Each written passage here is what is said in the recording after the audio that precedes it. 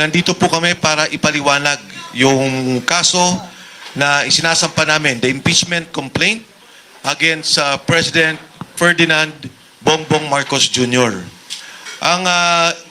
Ito po, batay sa pinakita ni Atty. Manny Luna, andyan yung mga annexes evidence na hawak po namin. And this is the main impeachment complaint na hindi po tinanggap kahapon ng Office of the Secretary General. Yan po, tahasan naming sinasabi, mali, illegal, at labag sa ating saligang batas. Malinaw na po ang sinabi ng Korte Suprema tungkol dito, marami ng desisyon. Ministerial ang pagtanggap ng Secretary General at ito po'y dadalhin sa Speaker's Office. Speaker's Office ibibigay sa plenaryo na kung saan ito po ay ilalagay o pag-uusapan sa Committee on Justice. So with that, nandito po yung ating mga abogado to discuss in particular. Siguro yung hindi natin masasabing exhaustively dahil dada naman po to sa mismong hearing, pero i-discuss yung grounds for impeachment na i-file po natin. Alam nyo, maraming nagtatanong, sinasabi nila, ano ang endgame? Ano ang nais ninyo? Bakit kayo nag-file sa Pangulong Bongbong Marcos? Sila po siguro kumisan parang surprise sila that we filed. But actually, kami ang nagugulat.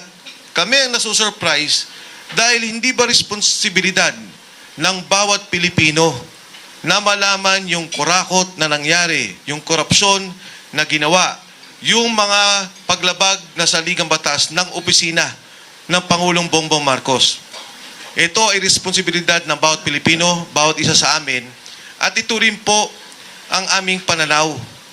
Ang impeachment complaint, ang tanging proseso ng bawat isang Pilipino, wala nang iba. Each of us, individually and collectively, the only chance to file a case against a president is through an impeachment process. Hindi ka pwede mag-file sa ombudsman, hindi ka pwede mag-file sa presidente ng isang kaso, kung di sa impeachment process lamang. So with that, I'd like to present the lawyers who would be discussing the grounds for impeachment. I will first give the mic to Attorney Jing Paras. I just want to add, no? Alam mo kasi, the responsibility of the President is overwhelming. Maraming nagsasabi na sector or even the people around him are saying, si Presidente ang nagpapaimbestiga. But kami, sa grupo namin, we don't believe na siya ang nagpapaimbestiga. Ang belief namin ay siya ang mastermind. Siya ang numero uno na kurakot sa bansa natin. But how do we make him accountable? He is immune from suit. We cannot file a case against him in the Ombudsman. The ICI is under sa kanya. Hindi pwede mag-imbestiga sa kanya. Sa Senate, there is a separation of power. So, ang tangi lamang na binibigay ng ating saligang batas na mananagot ang Pangulo is through an impeachment. Kaya po, pinag-isipan namin na ito na matagal. We have come to the ultimate decision na dapat mananagot si Marcos dahil siya ay maraming ginagawang kabulastugan sa ating bansa. And this is through the impeachment. Pero nanghihinakit kami dahil mukhang hindi kami pinagbigyan ng karapatan na magiging impeacher, which is enshrined in our Constitution. So that is why we are here today. Marami po salamat. Okay, so for the first part of the complaint of the impeachment article, I'd like to turn the mic to Attorney Manny Luna. Just a background, Attorney Manny Luna was one of those also who filed against Chairman Andy Bautista during that impeachment process along with Kong Jing Paras and Attorney Topacio. Attorney Manny? Yeah, just a little correction. I was the counsel of the two patriotic Filipinos, former Congressman Jing Paras and Attorney Perdy Topacio in the successful impeachment of former COMELEC Chairman Andres Bautista. Napa-impeach namin siya. That was very historic. Now, we proceed to the impeachment complaint. First and foremost, gusto nating sabihin na ang aming complaint is a people's complaint for impeachment against President Ferdinand R. Marcos Jr. Ito po ay complaint ng Pilipino na naghihikahos. Pilipino na dinaya at pinagkait ng magandang kinabukasan. Pilipino na ninakawan ng pera. So the first ground namin is itong fiscal irresponsibility of the President. I would like to state the first ground. The respondent, Ferdinand R. Marcos Jr., culpably violated Article 7, Section 22 of the Constitution in recommending unprogrammed appropriations and not vetoing increased unprogrammed appropriations in the General Appropriations Act of 2023. Anong ibig sabihin nito? Alam nyo, yung unprogrammed appropriations cast a big shadow on the budget since 2023, kasama yung 2024 and 2025. Dahil ito ay walang clear financing sources, sa palagay namin, unconstitutional ito. In fact, there's a pending petition in the Supreme Court that calls for the declaration of unconstitutionality ng ang program appropriations. Ang problema dito, noong 2023, 588 billion pesos of taxpayers' money ang hindi binito ng ating Pangulong Marcos Jr. At ito ay isa sa mga pondo na naging source ng kickbacks. In a recent exchanges sa Senate, kinumpirma no less than Senator Sherwin Gatchalian through his interpellation of Senator Chis Escudero, former SP ng Senate, na mula 2023 hanggang 2024 up to 2025, diyan ang pinakamalaking anomalya sa flood control na nangyari. Can you imagine 588 billion hindi man lang binito ng ating Pangulo? This is unconstitutional. Bakit? Ang program appropriations ay walang source of financing. Sa Constitution, required po under Article 7, Section 22 na ma-identify yung sources of financing. Kaya itong program, mula sa simula, nagiging graft-prone ito, naabuso eh. In fact, PCIJ has termed it as a source of misuse of funds. Even Rappler and other media organizations and business experts. Kaya ito ang unang ground namin against the President. He culpably violated the Constitution, Article 7, Section 22, for failing to veto the unprogrammed appropriations and for recommending unprogrammed appropriations in the 2023 National Expenditure Program. Thank you po. Thank you so much, Attorney Manny. In addition to what Attorney Manny mentioned, dun sa unprogrammed allocation, yung fiscal responsibility, nandito po yung mismong kopya ng mga saro na nirelease ng Presidente. Ito hong unprogrammed allocation can only happen kung merong extra fund as explained by Attorney Manny Luna. Pero kung titingnan nyo, yung mga saro na nirelease ng ating Pangulo, February 27, 2024, 807 million. February 27, 2024, 394 million. February 27, 2024, 462 million. Pebrero pa lang. Wala pang mga revenues. Ito na po. Ang program allocation, hindi na ho makakailangan ng Presidente kasi siya mismo ang kasama para sabihin may extra revenue at release niya ang punto para dito. Ito po ang kopya ng buong GAA na kung saan pinagbatayan ang release ng program allocation. And again, as pointed by Atty. Manny Luna, lahat galing, lahat napunta o karamihan, majority flood control. Ang aking pong topic, based on the impeachment complaint, is the health, yung Philippine health insurance. yung ating pong PhilHealth. Again, nirelease po to ng ating gobyerno, 89 billion. Mabuti na lang, nahinto ng Korte Suprema at 60 billion lang ang napunta doon sa National Fund. Another fund is the PDIC. Yung PhilHealth to, kung titingnan nyo ang history ng PhilHealth, nauna po yan nung ginawa ni GMA, nagkaroon with cooperation ng LGU para sa mahihirap. Nung umupo si Pinoy, in-expand niya ang mga benefits ng mga mahihirap. During the time of President Duterte, ginawa niyang universal healthcare. Kaya po, ang pondo ng national government every year, on average, 80 billion, nagbibigay tayo sa PhilHealth. Pero yan ay kontribusyon ng bawat isa dito. Yung contribution ng national government para tulungan ang senior citizens at ang mga mahihirap. Kinuha ang pondong ito na 89 billion na nahinto nga po. At again, saan napunta yung pondo? Napunta sa mga priority, sa mga high kickback and program, high SOP, no, na mga proyekto, yung flood control program. Kasama ko ang PDIC. Ang PDIC ay dapat insurance ng bawat Pilipino sa bangko. Pag naglagay ka ng pera, nagsara ang bangko, alam mo, merong babalik na pera sa'yo. Kinuha din ang 107 billion at nilagay sa national government funds. Ito ay isang malaking paglabag. Hindi lamang sa saliga batas, hindi lamang sa batas ng PhilHealth, sa universal healthcare, kundi pagyurak sa karapatan ng bawat Pilipino.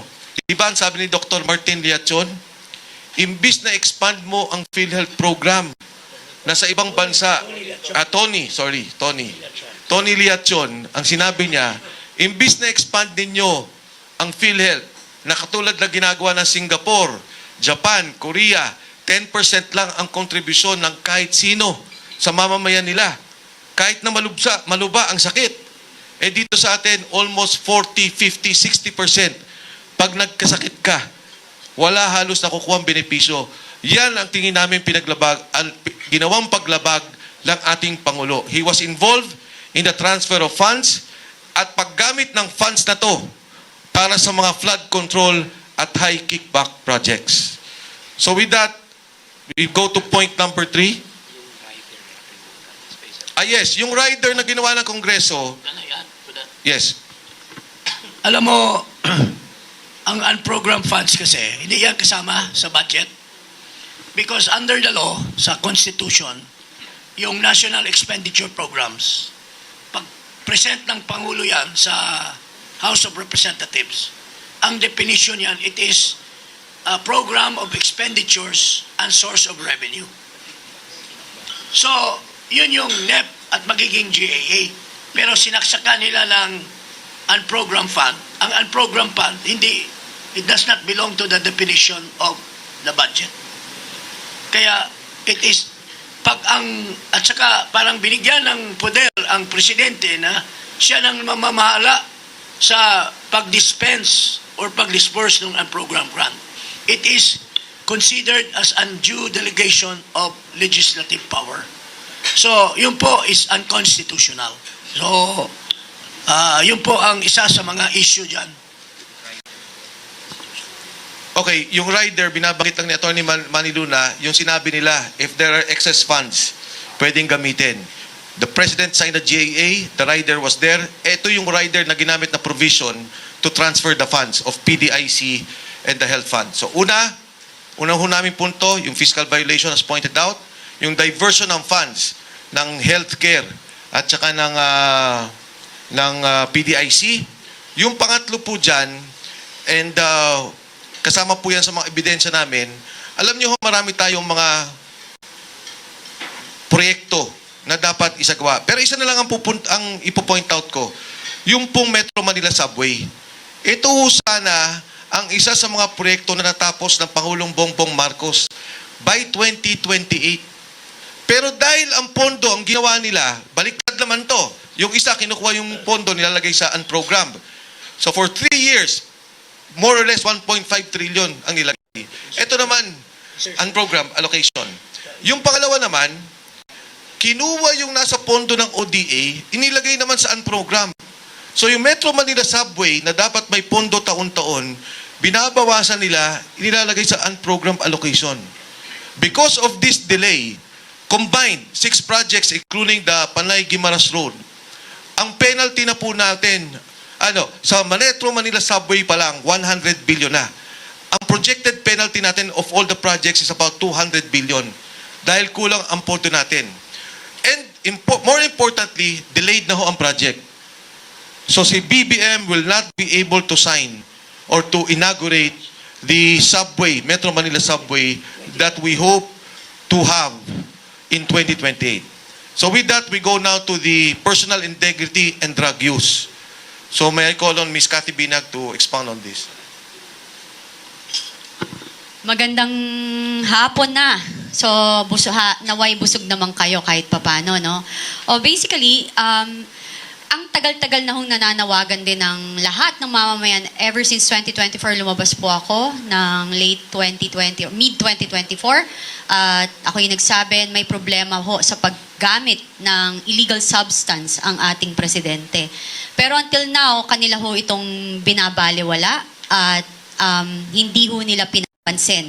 Ngayon ho, nakita ho natin sa lahat ng nangyari sa ating bansa, ang pagmamalaki niya sa flood control projects na 5,000, nasabi niya na nakita niya at ginagawa na nila.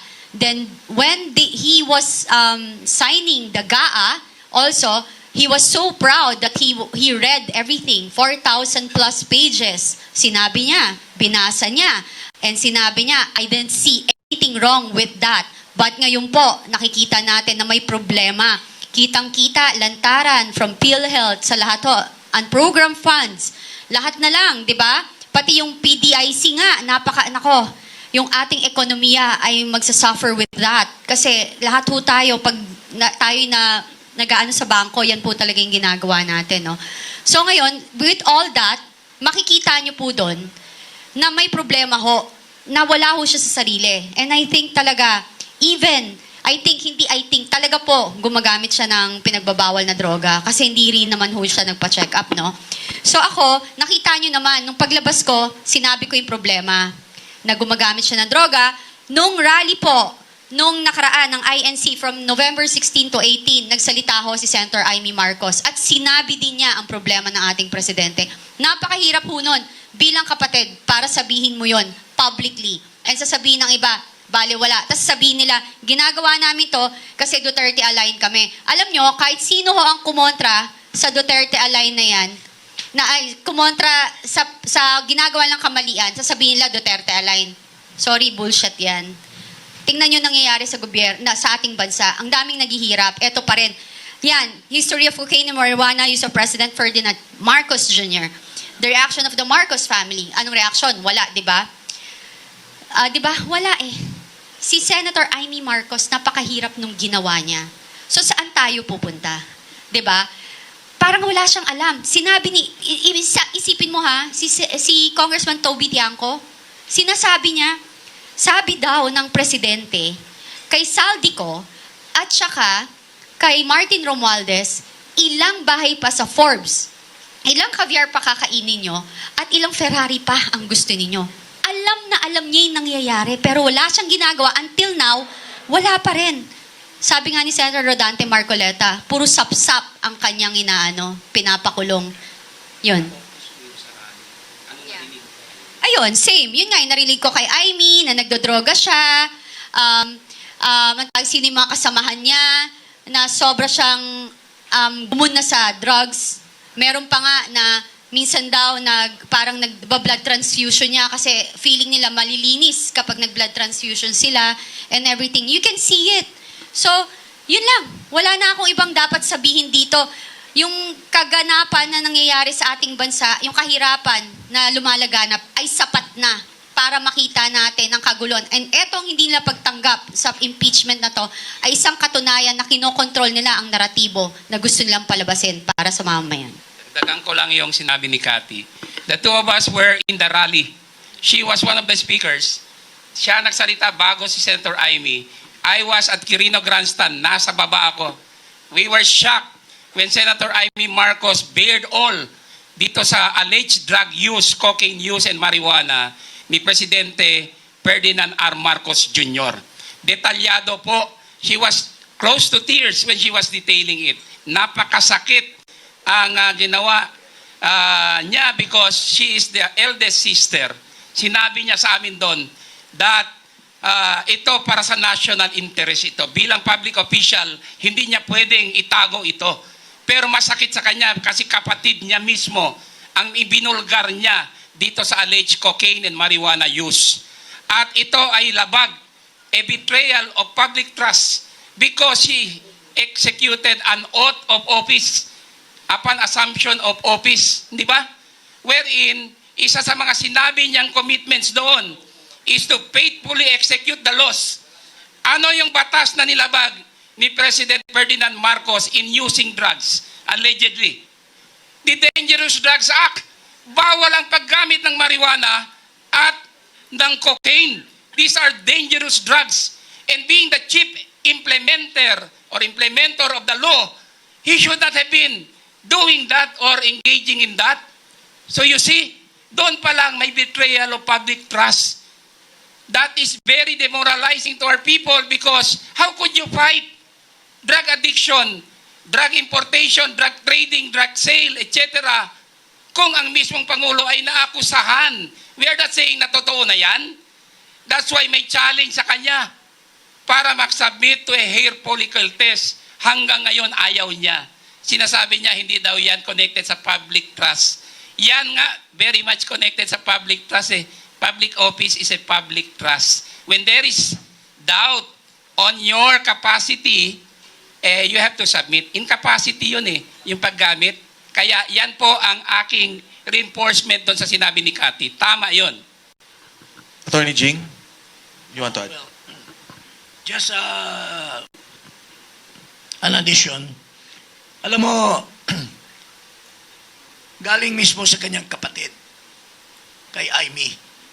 These are personal knowledge of the use of cocaine. At galing mismo kay Aimee, sinasabi niya na makaka-apekto ito sa administration. Nakikita niyo ba si Marcos pag nagsasalita?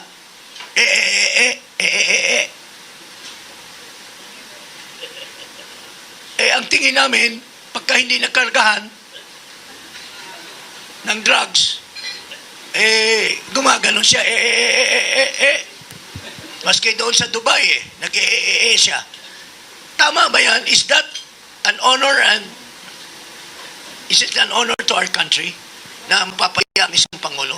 Kaya nga, sa security naman, delikado din tayo sa security dahil kung hindi nag-isip ng mabuti ang ating Pangulo, baka mapinsala ang bansa natin. So, that's the reason why we raised the issue of his drug use as part of the articles of impeachment or charges. Meron ko dadagdag. Yes, Attorney Garcia. Yung, Attorney General Garcia. Yung pong mental health ng ating Pangulo, pwedeng ma-consider na serious national security concern. Alam po ninyo, pag gumagamit kayo ng droga, lalo na kung matagalan na, ang epekto po nung cocaine is magsishrink yung brain mo eh. Kaya pagka nag-shrink na yan, nagsisimula ka na mag-hallucinate, iba na yung pag-iisip mo. Kaya yung mga drug addict, kung sumaksak yan 75 times, 85 times, kasi ang tingin niya dun sa sinasaksak niya, Diablo, buhay pa. Samantalang patay na. Yung ganong klaseng hallucination. So what we're saying is, meron kasing issue sa kanya about prolonged continued drug use. So he owes it to the people. Pinapakiusap natin ito sa kanya noon pa. Patayin niyo po yung issue about you being drug addict ba tawag noon? Drug addict, yeah. Okay. Kill the issue. Simple lang naman po yun eh.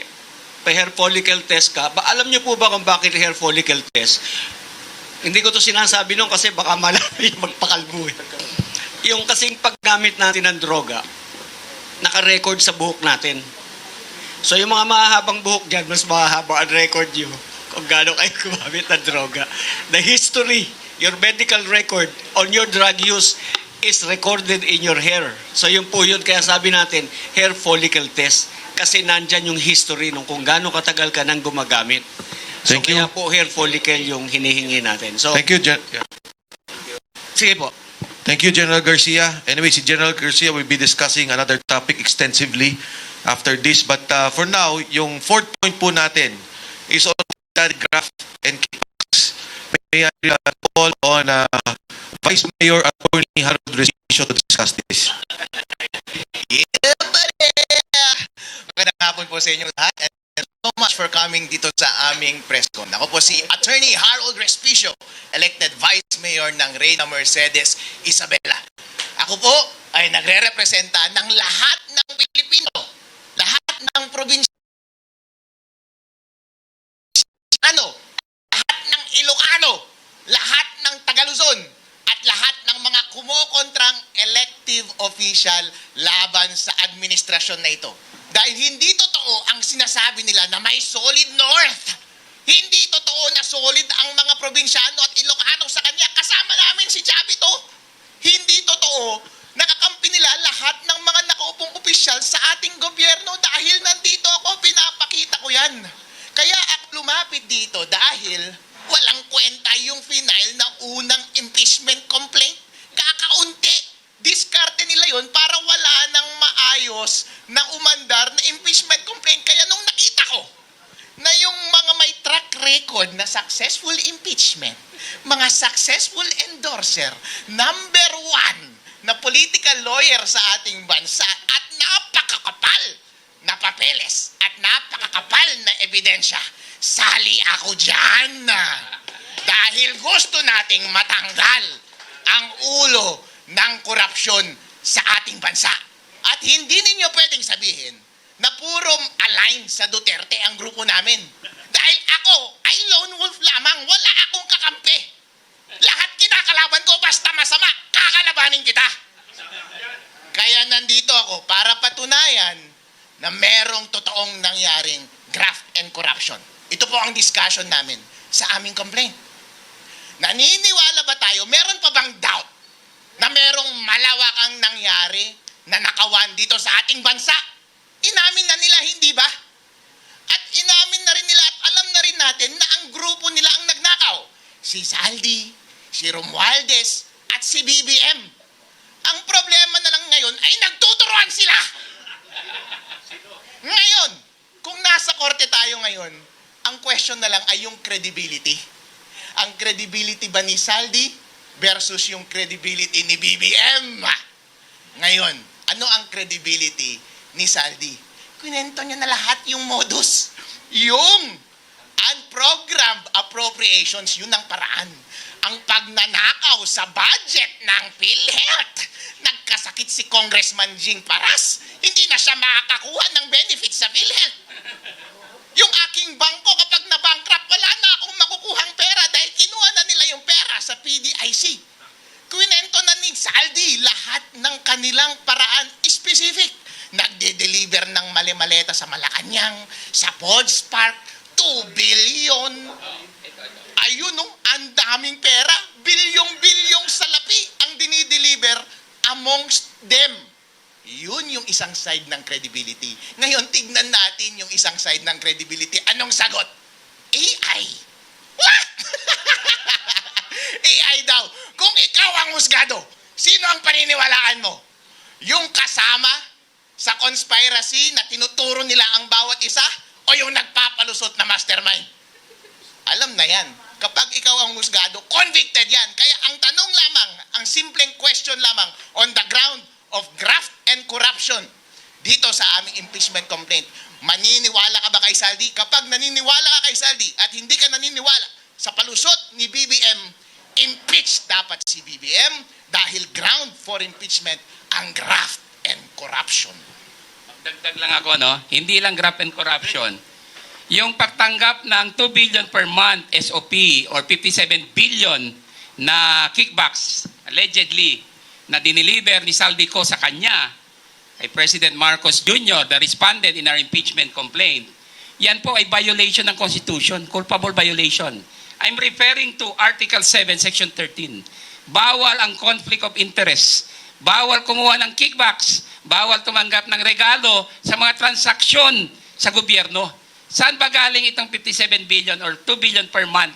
Sa mga kontraktor po ito na may transaksyon sa gobyerno. Yan ang culpable violation of the Constitution of the President aside from Republic Act 3019, anti-graft law. Dalawa po ang kanyang violation dito sa kickback scheme or SOP na sinabi ni Saldi Co. Yung bribery ay kasama na sa graft and corruption, kasama na rin siya dito sa Article 7, Section 13 of the Constitution. Just a short, alam mo, si Saldi, personal friend ko. At sinabi niya talaga yung mga sinasabi niya tungkol kay Marcos. No? In fact, he told me na baka tanggalin na siya sa Appropriations Committee dahil hindi siya nakadeliver sa amount na napakalaki na hinihingi nila Marcos Jr. at pamilya niya. So, in other words, mga kababayan, Saldi Co, sinasabi nila, hindi, hearsay lang yan kasi wala naman siyang under oath doon sa kanyang Hindi po totoo yan, may jurisprudence na po tayo na yung galing sa Facebook is admissible in evidence. Pangalawa, kasama siya sa isang conspiracy. The conspiracy to commit crimes of plunder. So, kapapaniwala ang sinasabi ni Saldi Co. So, yun po, kaya dito sa complaint namin, Vice President, kung hindi binigay ni Marcos yung pera galing sa contingent fund. So, isa sa mga tinatakel namin na culpable violation of the Constitution is the violation of Marcos for releasing from his contingent fund 125 million plus 70 million for other expenses, pero yung 125 for confidential fund. Sinasabi ng mga experts, including former Senate President Drilon, that is unconstitutional. You can refer to the interview of Drilon and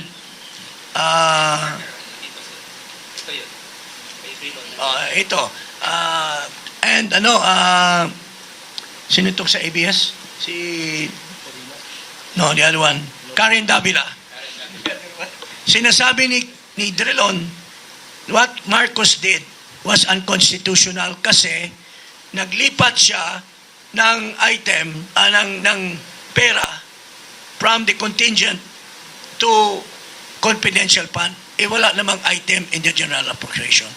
Bawal po lang mag-augment according to the Constitution.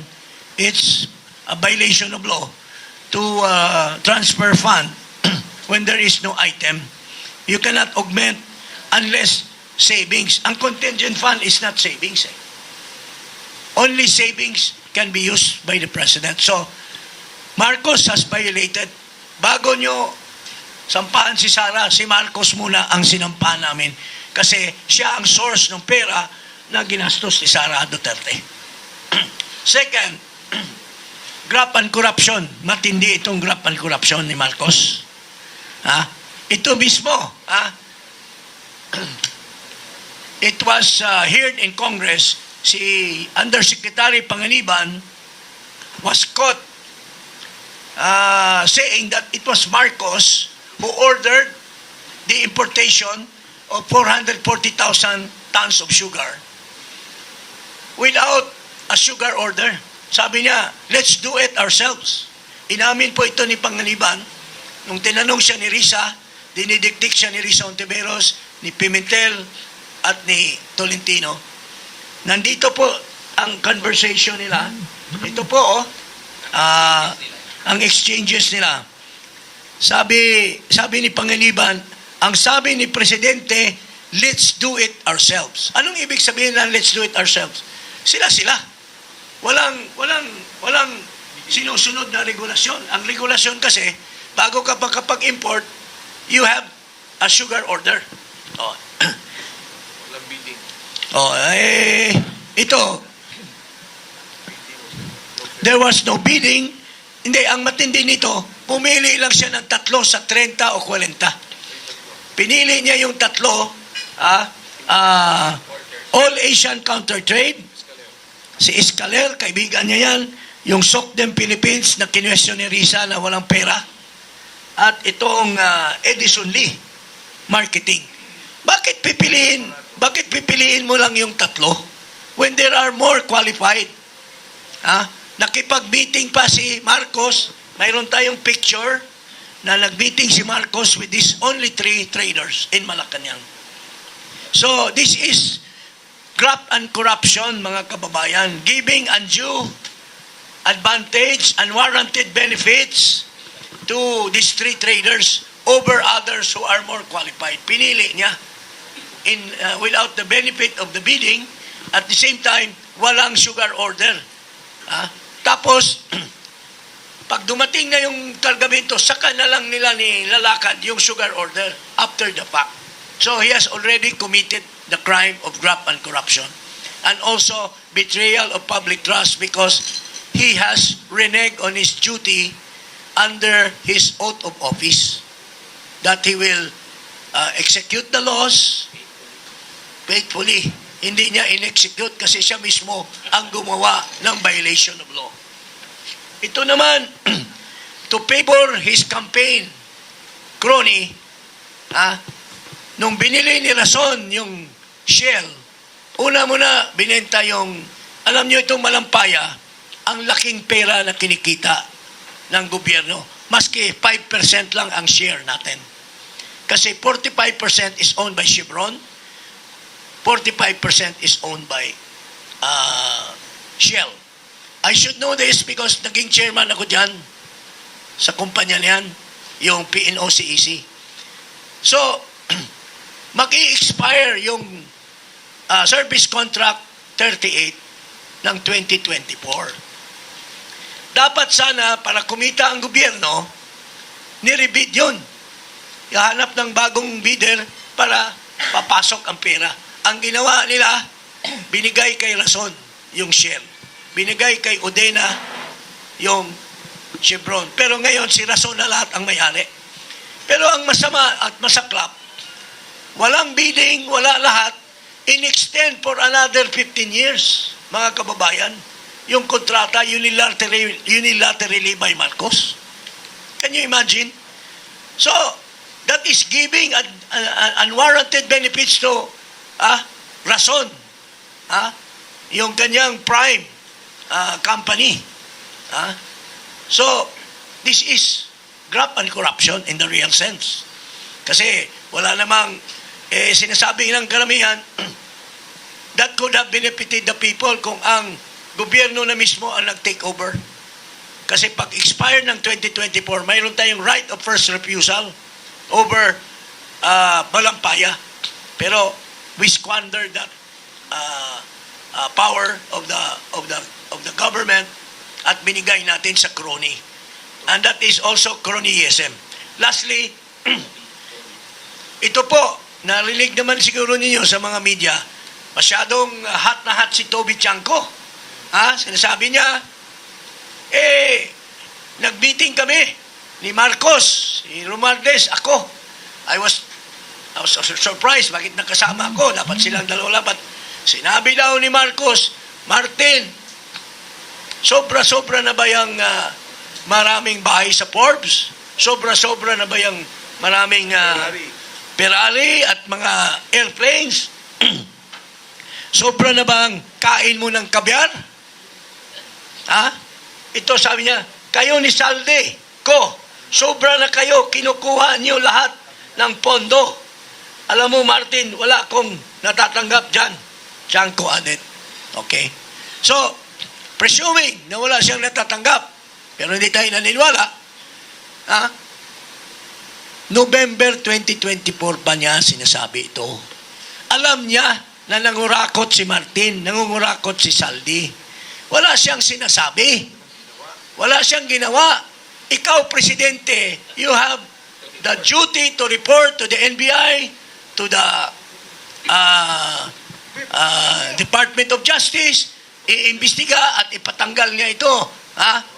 Bakit naghintay pa siya doon sa zona niya?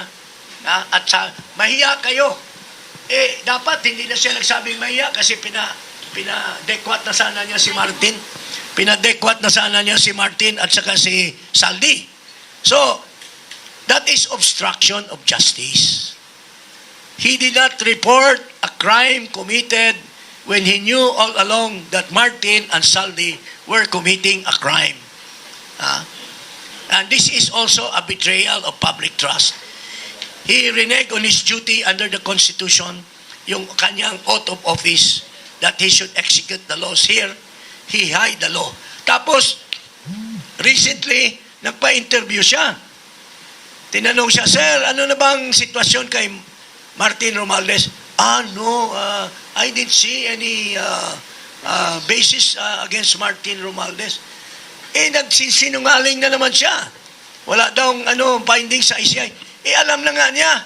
Pinagalitan na nga niya dahil nagnakaw. Tapos ngayon sasabihin mo, kasinungalingan.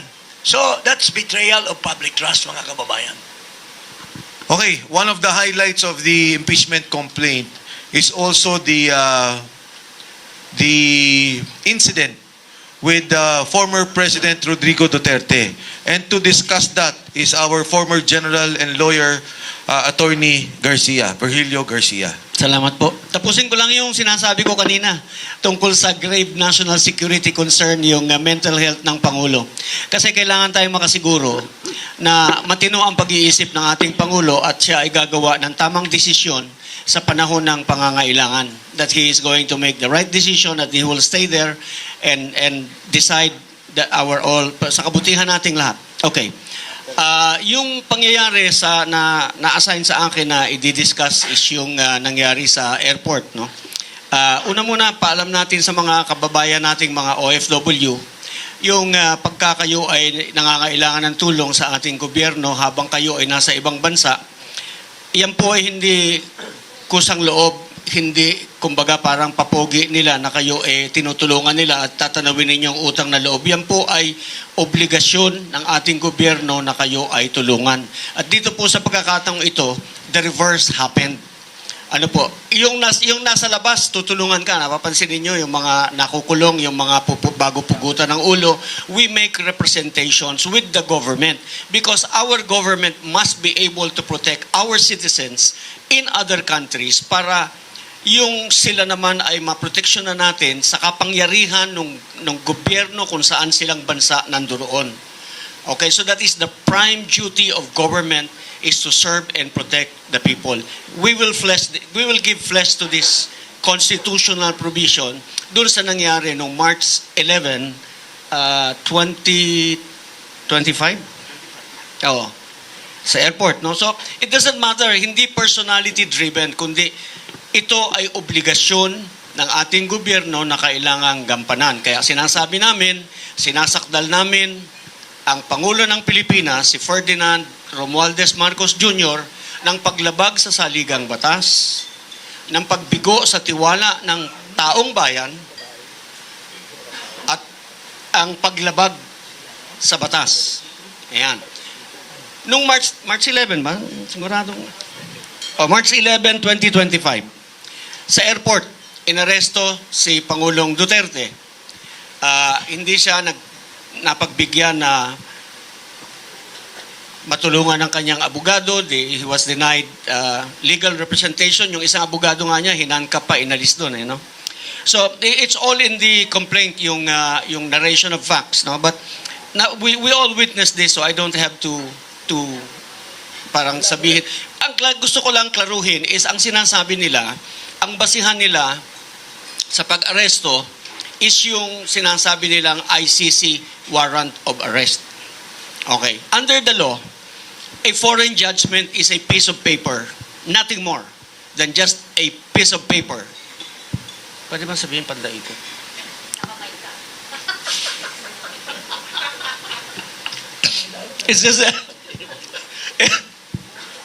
It's just a mere scrap of paper. It's nothing, it's worthless unless this is recognized by our local court. Kaya ang sinasabi, dapat, kung totoong merong warrant of arrest, dapat dinaan muna sa korte.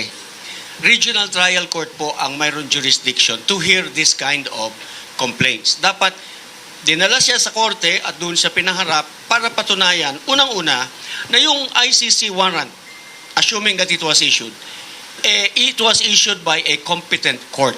Competent, hindi lang korte, it has to be issued by a competent court, a court that has jurisdiction to issue the warrant. Alright? Ngayon yung ating korte, pagkatapos na dinig ganyan, siya yung mag-i-issue ng warrant of arrest. Yung warrant of arrest ng korte natin, ang gagamitin ng mga aaresto para siya ay arestuhin dahil yon ang may bisa. Hindi yung warrant of arrest ng kahit sino. Alright? We violated all this. Lahat ng batas. So we have an enumeration of the laws violated by them. Unang-una, yung Republic Act 7438. Yan yung karapatan ng kung sino mang arestado, detinado o undergoing custodial investigation at all times, yun ang sabi ng batas, you must be assisted by counsel. Ito yung other high crimes. No? So first of all, na-violate niya yun. He was treated inhumanely. Nandirito po lahat. Meron akong kopya, bigyan ko kayo mamaya. Violated yung alam po ninyo meron yung ating Bill of Rights, yung number 1, hindi yung number 1 just because yun yung una nilang naisip, but because that is the fundamental, most basic right of every Filipino is yung no person shall be deprived of life, liberty, or property without due process of law. And nor shall anybody be denied the equal protection of law. Kaya po yan number 1, yan yung talagang number 1. Hindi yan yung nag-aksidente lamang na nailagay na number 1. This was violated, yung kanyang liberty. Hindi siya nabigyan ng due process. No? Ngayon, bakit sinasabi nating si Presidente ang may kasalanan ng lahat ng ito kahit wala siya doon sa airport? Because he is the head of the executive department. And under Article 7, Section 1, he is the head of the executive department and he is the one in charge of making sure that all laws are executed properly.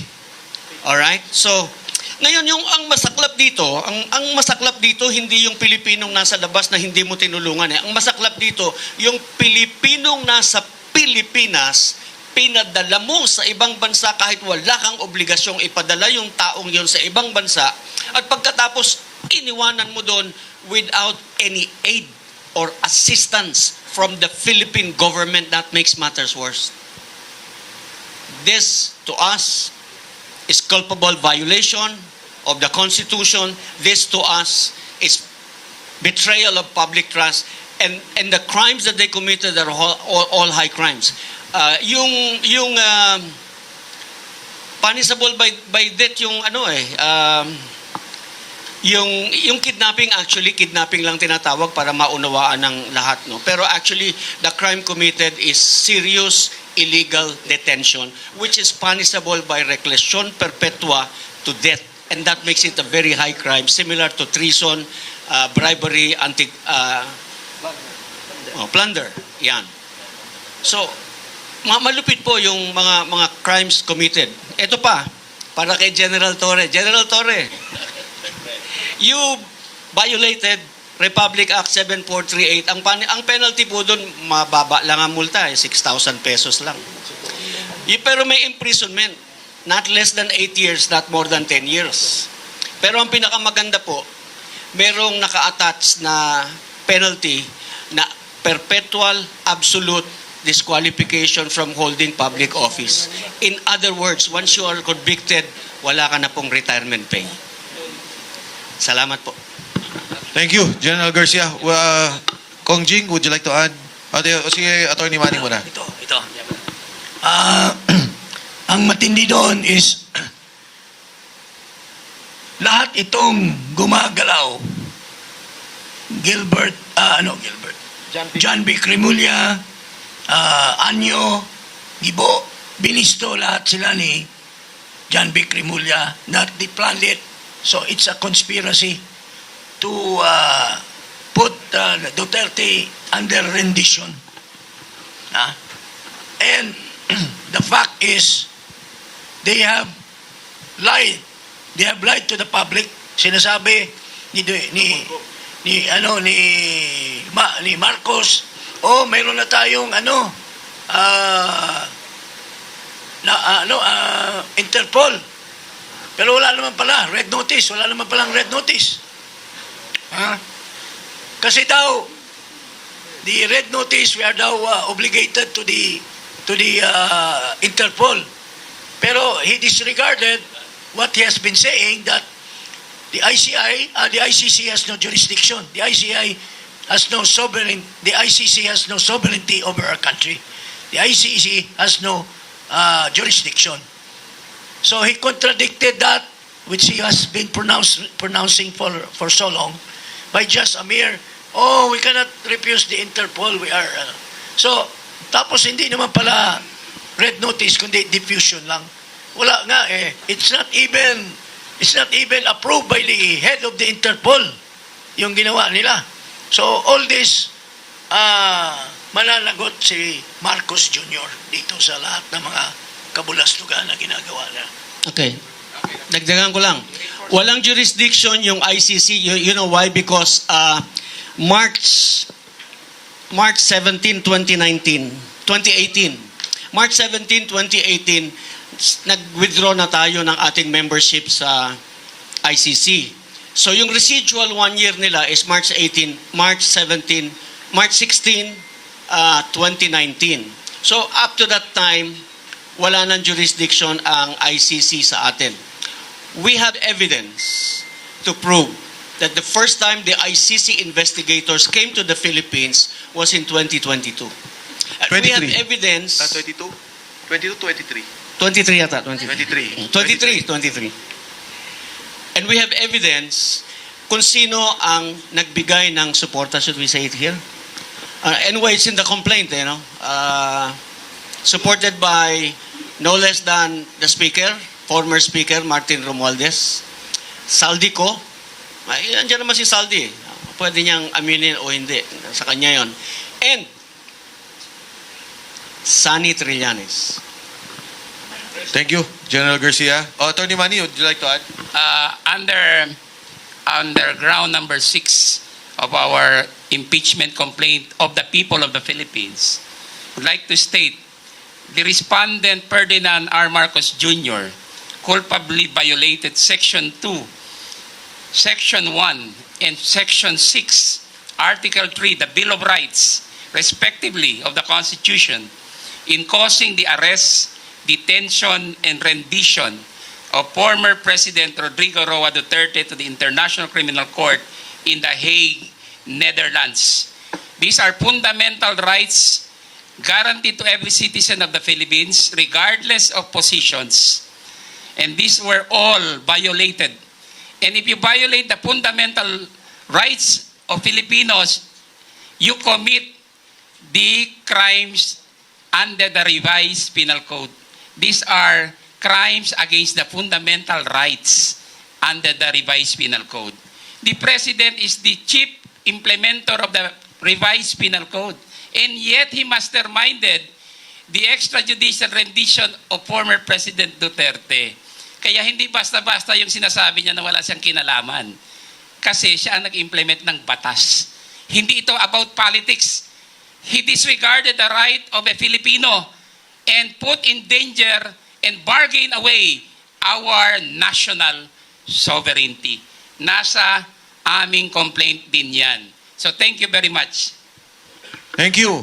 So, to summarize, you would like to say, Harold? To summarize all the points, yung gist ng we mentioned, yung case na articles that we will file, our renowned lawyer, Attorney Ferdy Topacio, and also to give the closing points on the articles of impeachment. Attorney Ferdy. Magandang tanghali po mga magulang at mga kapatid. Hindi ko na po uulitin yung mga points. I think my fellow complainants have made everything so clear.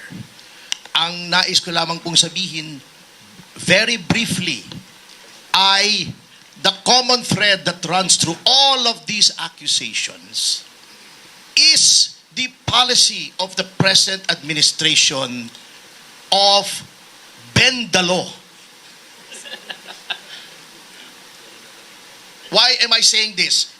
Some of this may not be included in the complaint, but in law, sa batas po, previous acts constitute pattern. Ayan, that will prove the allegations being made. Ano yung policy nitong administrasyon na to na bend the law, na napapunta kaya't merong appropriated allocations na sinabi na ng Korte Suprema in the 2013 case of Belgica na unconstitutional. Ito po, tingnan nyo kung paano binibend the law. Kaya dapat pong matigil na to by removing the president.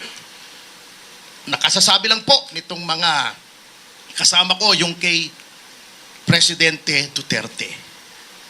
Ito pa, kung napansin nyo, even before that, for the first time in legislative history, mayroong committee hearing sa House wherein the council was physically prevented from advising his client.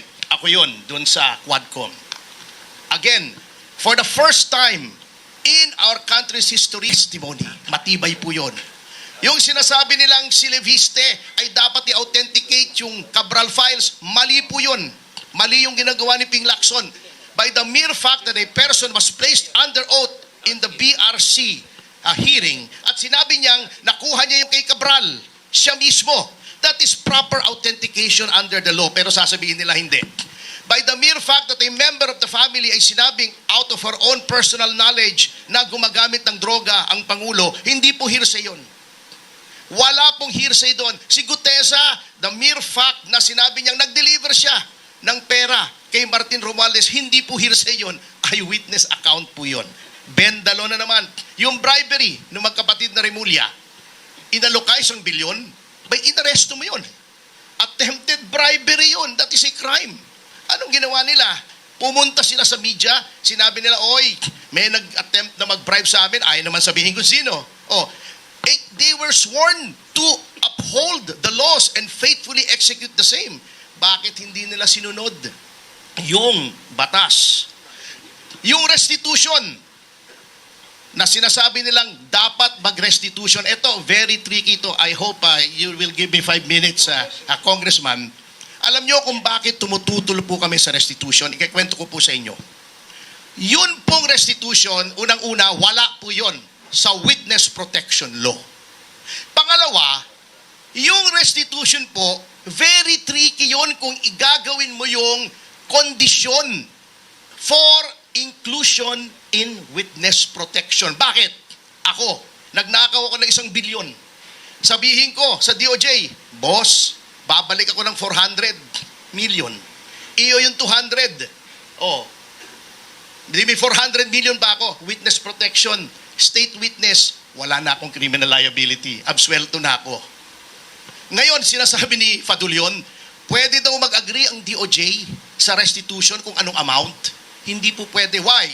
Allowing a person who stole from government to keep part of the loot is a contract that is contrary to public policy and therefore null and void. Hindi po ako nagsabi niyan. Yan ay nasa civil code. Look it up.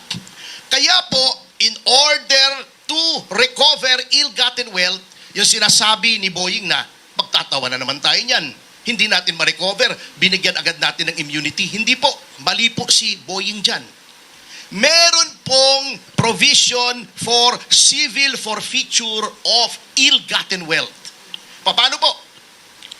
Ang Office of the Solicitor General ang magpa-file sa korte. Bakit po sa korte? Sapagkat hindi mo basta pwedeng sabihin, hindi pwedeng sabihin ng DOJ, ang ninakaw mo ay 500 million, 600 million. Kukunin namin. That is deprivation of property without due process of law. Who determines kung magkanong ninakaw? Ang korte. Ngayon sasabihin nila, mahirap sa korte. Hindi po mahirap. Unang-una, aside from the fact that that is the process provided for by law, Kapag civil forfeiture po, there are two presumptions that are in favor of government. Number one, the presumption that all assets over and above the legitimate income of a public official is presumed ill-gotten. Siya ang magpatunay na hindi ill-gotten. Number two, since it is a civil suit, it is civil in nature. Preponderance of evidence lamang ang kailangan. Hindi proof beyond reasonable doubt. Kahit maabsuelto yung tao, pwede pa rin kunin because it proceeds independently of any criminal action for graft, plunder, malversation, etc. against the erring official. Kaya po sa korte, ang mangyayari pag sinali mo yung restitution sa pasok sa witness protection, that is fraught with the danger of graft and corruption. Magkakatawaran yan. Kaya hindi po nilagay yung provision na yan sa witness protection. Kita nyo na. Pagkatapos, dinedefensa nila. Bakit? Gusto nilang, they want a piece of the action. O, di ba? Kitang-kita nyo eh. Kung bakit, binibendalo na naman yan. O, doon sa impeachment, bendalo na naman, kahapon lang. O, can you imagine? Sinabi na sa Section 3, Rule 2 ng Rules on Impeachment, ang office of the SecGen. The SecGen is not the office of the SecGen. The SecGen does not exercise all the powers. The SecGen does not bring the powers of the office of the SecGen with him or her when they go abroad. At fundamental po with any office,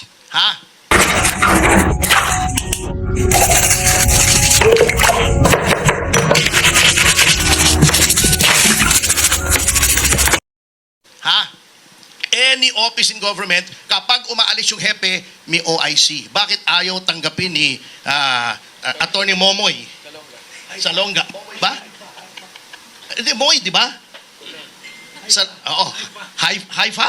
Okay, whatever. Hindi ko nakakuha yung kasi namumutla kahapon kaya medyo hindi ko nakakuha, nanginginig Okay, anyway. Tayo ba nag-file tayo sa hukuman ng kaso, kailangan nandun yung huwes? Kapag nag-file ba tayo ng appeal sa Office of the President, dapat nandun yung Pangulo sa Malacanang? Bakit ito? Kapag nag-file ka, kailangan nandun yung Secretary General? Wow naman, di ba? Ganon siya makapangyarihan. So, eto po ang pattern na gusto naming i-break. You cannot ignore the law. You cannot bend the law. You cannot keep violating the Constitution and the laws without facing the consequences. Because as President, lahat po yan, ikaw ang may command responsibility. Sabi nga ni Roosevelt, di ba, si President Roosevelt, meron siyang nakalagay doon sa kanyang desk, the buck stops here. Kahit ano mangyari, ako yan. Kung may credit, siya yon. Kung may kasalanan, siya rin yun because he's the head of the executive department. And when he made an oath nung siya inahalal, sinabi niya, he made a solemn oath that it will be his duty to protect the Constitution and faithfully execute all laws. Kaya po meron ito na petition ito because hindi niya ine-execute ang law, ine-execute niya ang lahat ng tao na sumusunod sa batas. He is not only bending the law, he is breaking the law. Salamat po. Thank you so much, Attorney Topacio. We now open the floor to questions from our friends in the media. Sino may katanungan? Yes, please. Ay. Yan, 25. Since hindi ko na i-file yesterday, yung... Ay, bigyan natin ng isang bite.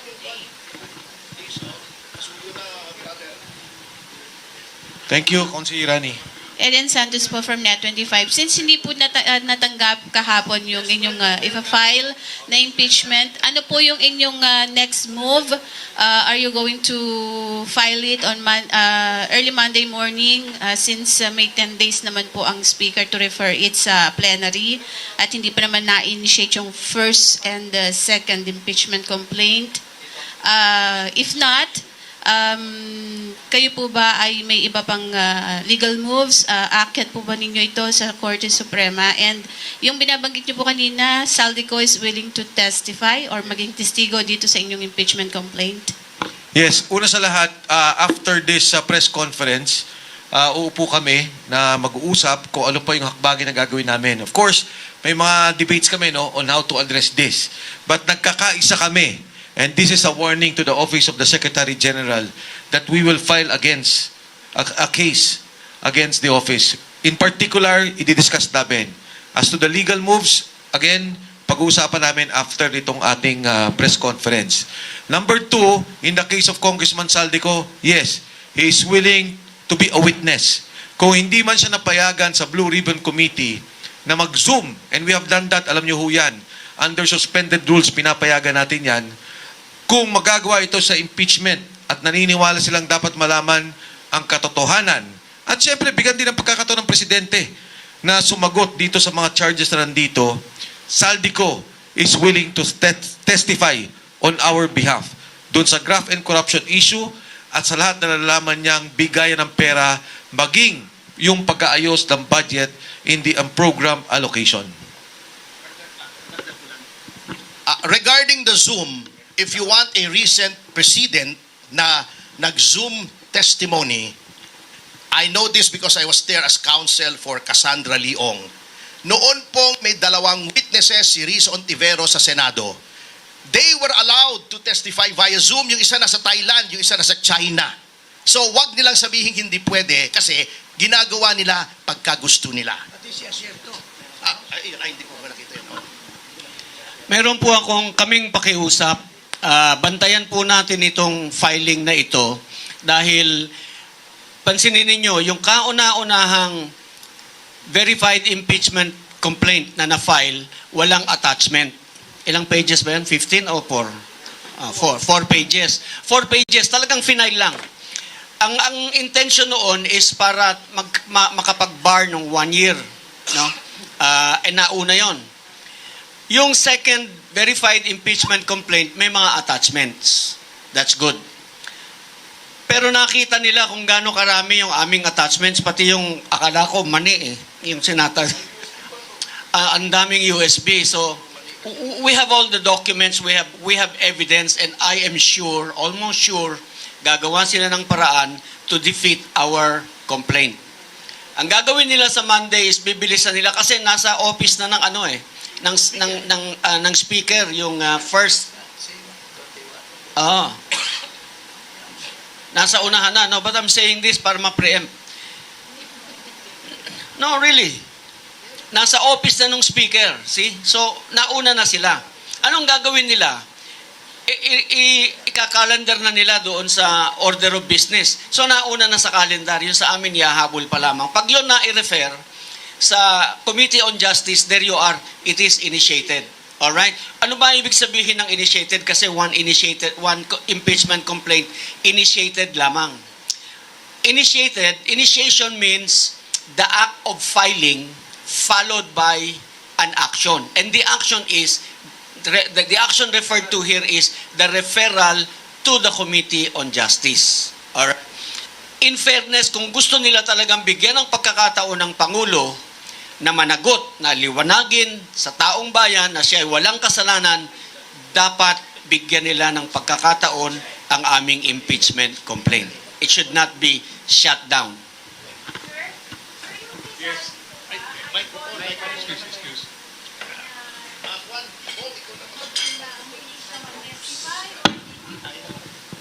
Did you convince him to testify?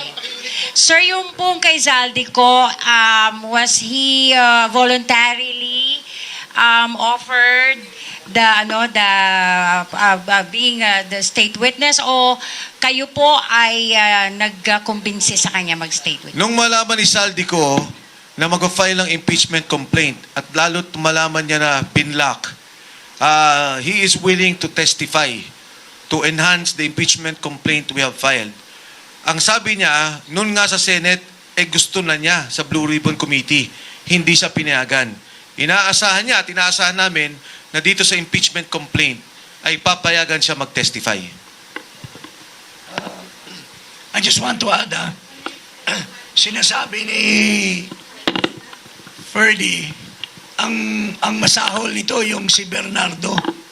Kasi hindi lang 20 billion ang kinita niya, kilalang kilala ko yung asshole na yan eh. Hindi lang 20 billion pero mukhang nagkasundo na sila ng DOJ na 1 billion lang ay babalik. Kaya nga tama yung sinasabi that it should be the court who shall decide magkano talaga ang ibabalik. Kasi magdududa tayo na nagkaayusan na ang DOJ at ang testigo. Okay? Mike, Yeah, go ahead. can Tina. you give us details on your communications with Zaldico? Did he call you? Did you call him? What was the purpose of the call? Etc.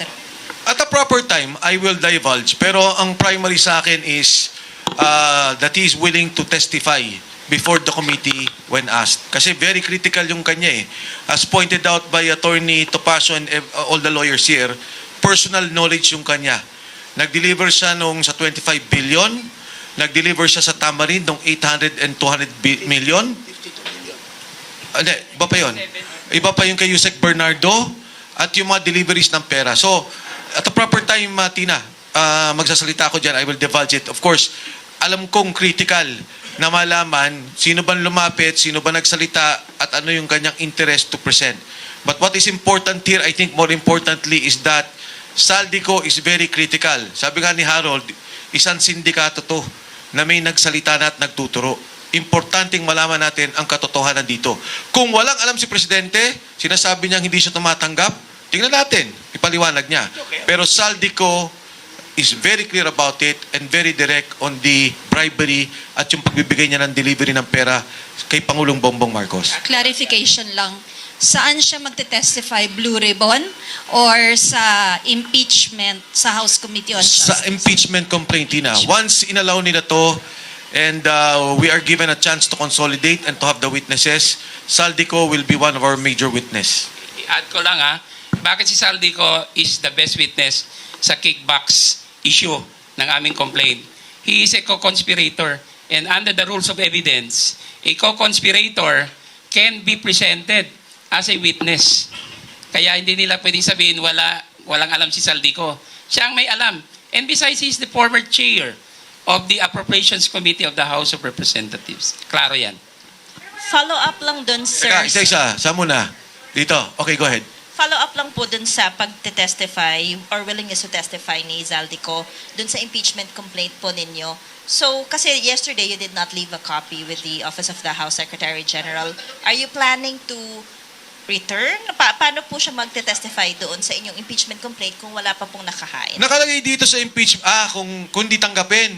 Hindi, kasi yesterday, sir, di ba, hindi tinanggap, tapos wala pa Unang-una, kayong nakahain. hindi tayo nag-iwan. Una sa lahat, ang nag-iwan, nag-iwan ka? Oh, anyway, ang point kasi kahapon, parang nung nag-iwan, tumawag ako kay Makabayan Black, sa isang kasama nila. Sabi ko, anong nangyari? Sabi nila, in fact, one congressman who is part of us, who was part of the impeachment complaint, called us up. Sabi niya, hindi tinanggap yung kay Makabayan Club. Sabi ko, hindi tinanggap? Posible ba? Sabi niya, hindi ko alam eh. Pero nag-usap sila sa loob. So, tinawagan ko si Congress... Anyway, may tinawagan ako doon. Sabi niya, hindi tinanggap and nandun kami sa loob. Sabi ko, ganoon, pwede ba? Sabi niya, nagtataka nga rin kami. So, nung kami na yung pababa, sabi niya, sige, pag tinanggap yung impeachment ninyo, susunod kami.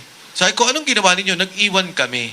Sabi nila sa amin, anong gagawin ninyo? Sabi ko, kung mag-iiwan kami, walang saysay dahil baka ibasura lang nila. No one wants to sign, no one wants to recognize. Although, magaling naman yung mga abogado natin, we took video, we took photos to show that we were there. In fact, si Attorney Manny nga, nilalapag yung mga papel namin, pati evidence, sabi ko, Attorney Manny, ba't mo ginagawa yan? Paano kung hindi tanggapin? Which nangyari nga. Hindi nga tinanggap. So, saang complaint, you mean you're going to refile it before the Office of the Pag-usapan House? namin after nito. What action to take? I-add ko lang. Okay, I-add kasi- ko lang yung ginawa namin, as explained by former Congressman Secretary Mike, we tendered the complaint Kaya nilatag namin mga ebidensya pati yung complaint. In the constitutional sense, not physical, legal, we have already submitted a complaint. In the constitutional sense, may constitutional violation si Secretary General Garafil. Kaya whether we left a copy or did not, we already tendered the submission of our complaint. Now the ball is in the hands of Garapil. And we will file charges against her. Okay. Sir, kasi di ba you said Zaldico is willing to testify. Now you don't have a complaint before the Office of the House Secretary General at the moment. So does this mean po doon sa Makabayan complaint po ba siya magte-testify or doon po ba sa first impeachment complaint? Well, unang-una, Vivian, Mike was saying that on the premise na tatanggapin yung complaint namin. Doon siya magte-testify. Halimbawa, nakarating sa Committee on Justice. We will make him, kasi nandito yung kanyang narration of facts kay Saldi. He will testify on the fact that we have submitted. Pero kung hindi nila kami bibigyan, wala kaming chance makapag-present sa kanya. Get na my point? Yung ganito nangyari, di ba? Ang tinanggap lang yung kay hindi, Jesus. Yung kay Makabayan, hindi. Yung Makabayan hindi tinanggap, sa amin hindi rin tinanggap. Hindi, wala. Nag-iwan sila. Okay, pero alam nila hindi tinanggap. Ang sabi sa akin nung kausap ko, they will file on Monday. Sabi niya, kayo ba? Sabi ko, parang ako personally, which I mentioned yesterday, parang ayoko. But of course, we will have to discuss. Mag-uusap-usap kami. Yung binanggit ni Congressman Paras, si Saldico kasi is part of the impeachment charge. Nandito siya. And he signified his willingness to be a witness on that particular charge. In other words, he is willing to corroborate our allegations, if ever. Kung bigyan kami ng chance na mapasok sa Committee on Justice. Sir, ulit, para malinaw. Zaldico is willing to testify in case your complaint reaches the House Committee on Justice.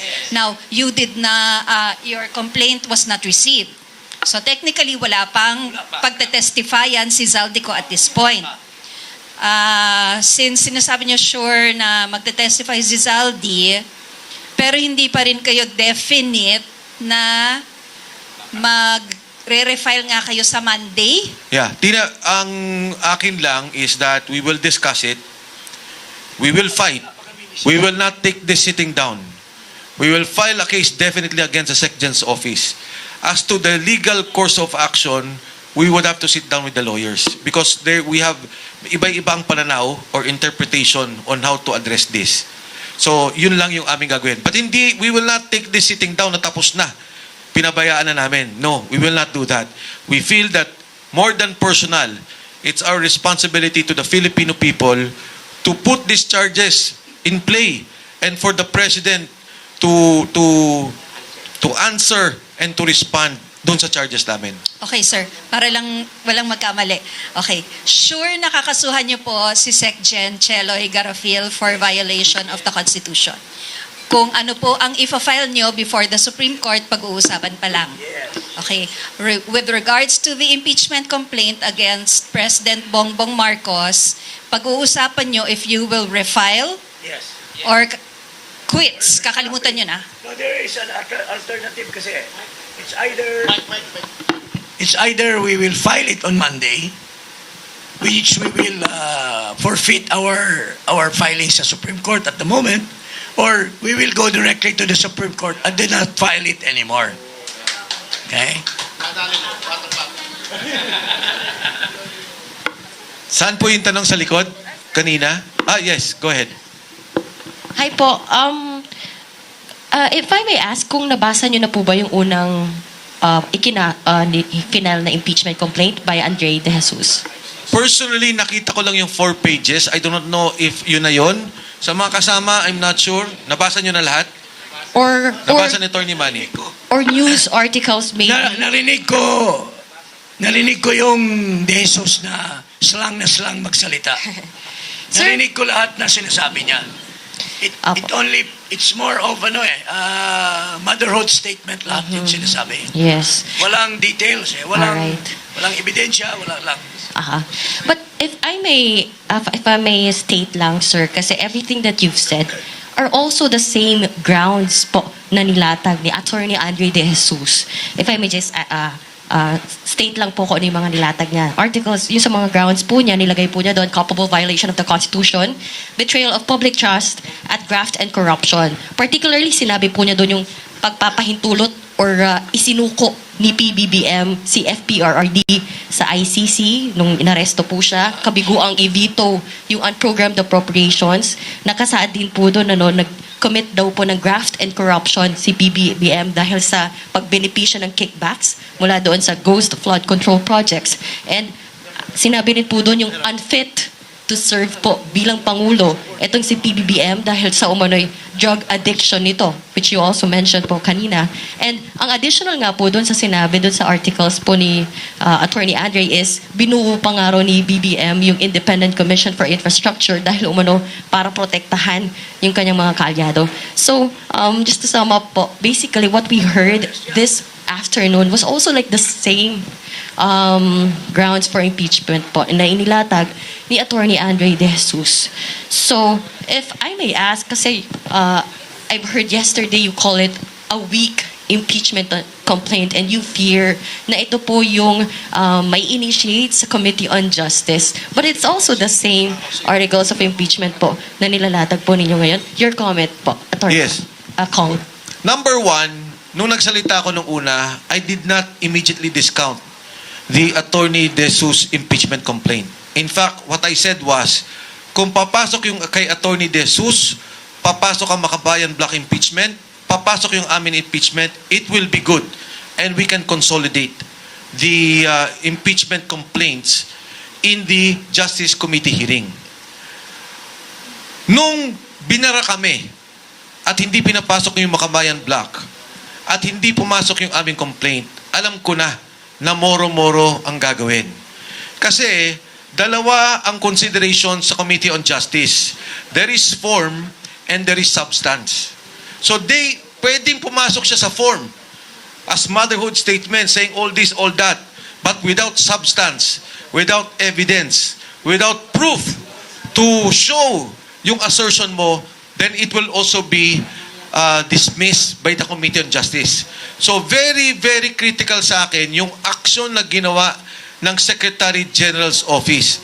And I'm saying now, because of that action, in totality, hindi lang ang Speaker of the House, kundi ang Presidente mismo involved sa pag-block ng impeachment complaint na ito. Ayaw nilang pakinggan at ayaw nilang sagutin yung hinain ng taong bayan. Lahat tayo dito, involved sa graft and corruption, lahat galit. Anong sabi ngayon ng survey? 68% want the impeachment complaint. Lahat gustong malaman ano ba ang ginawa ninyo.